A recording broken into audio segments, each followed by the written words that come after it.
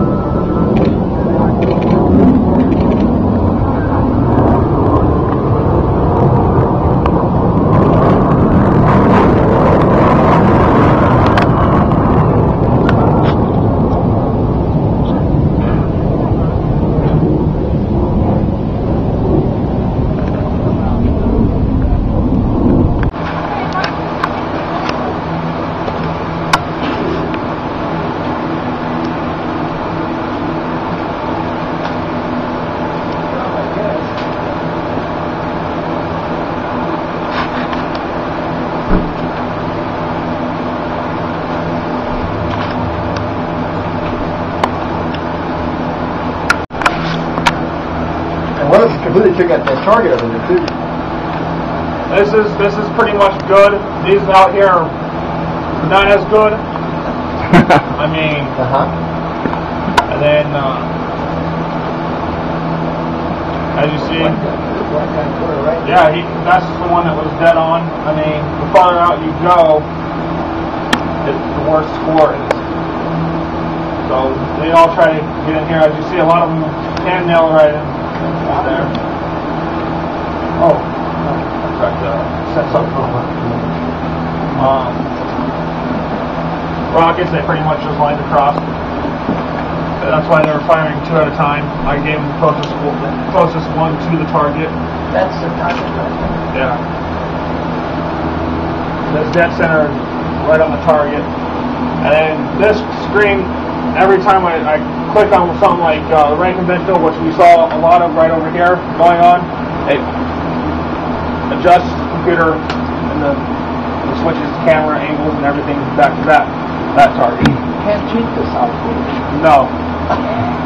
What's your joystick controller for? This just pretty much just moves it, and I can score up or down. That's the target right there. And that's the same target right here. I mean, it's right on target. Is this for measuring? Measuring distance or no? Yeah. Yeah. These guys have some equipment like that in their airplane, but they know what they're doing. This man right here would know more about the inside of the airplane.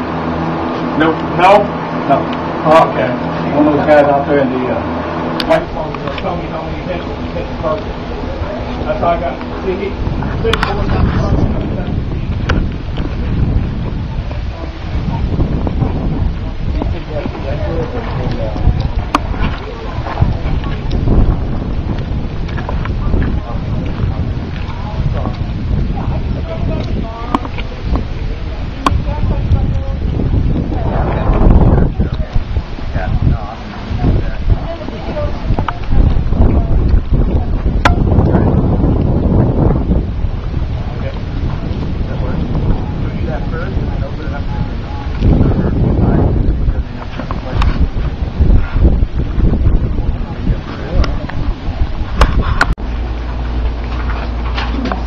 For those that I haven't met, my name's Captain Dave Francis. My call sign's Fuge, and I'm an F-16 instructor pilot out at the Luke Air Force Base. So I don't fly the A-10. I can only answer just basic knowledge on what you saw today.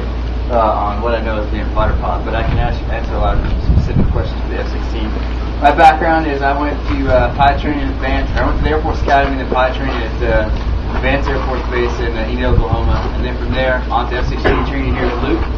And then from there I was in Korea, and then I moved to New Mexico. While I was there, I got to spend some time in Iraq.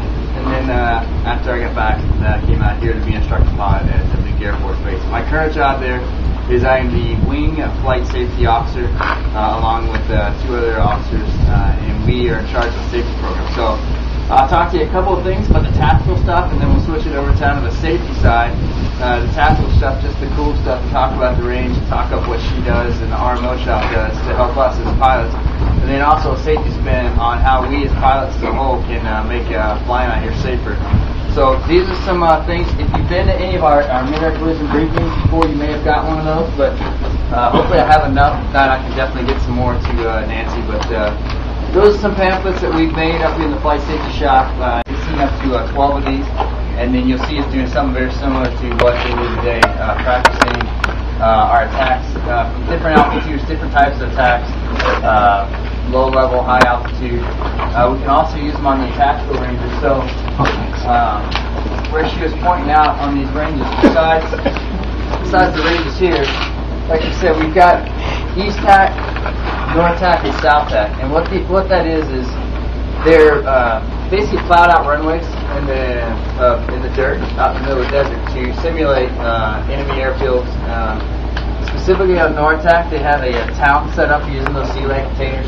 So it's great training for us, where I can talk to my wingman and teach him how to find a specific building in a city and point it out and find that target and then practice bombing it. So we can drop live weapons on 3 different spots on these ranges, and then on the ranges themselves there we can practice a variety of things from high angle strafe, low angle strafe. So what you saw today from the 18s is low angle strafe. High angle strafe will come in higher, a little further range. We can drop laser guided bombs, so a lot of stuff you've probably seen on the news with the targeting pod. We can drop GPS guided bombs called the JDAM. We can drop inert 500-pound bombs, and we can drop the inert 33-pound bombs. The cool thing about the 33-pound bomb and the 500-pound bomb is they fly the exact same, except for I can hold 12 of them, and they don't cost nearly as much. And a lot of times they can actually go back out, get these things, repair them, and throw them back on the jet. And these put out a puff of smoke, whereas the 500-pounders, if you don't catch just the dirt kicking up, you may have missed them. I dropped the JDAM yesterday, and we didn't see it hit in the air. We thought, oh man, this thing didn't go where it's supposed to. And came back in the targeting pod footage, and we had about 3 frames of the bombs went, because they're going so fast, they just go straight down into the dirt. We saw a puff of smoke, and it was gone in about 3 seconds. So pretty cool toys that we have out there, and absolutely essential to our training. We also, things we do is we'll get a common thing when we're in combat is we talk to controllers on the ground. So we've got Army guys that we're talking to, Air Force guys embedded with the Army guys, talk to Marines, and we'll talk to them and get targeting information, or hey, there's bad guys in that building, you need a bomb up there. They give me coordinates, I talk to them, make sure I've got the right building. We pick the right weapon so that I minimize collateral damage to the buildings around it. So I may need to pick up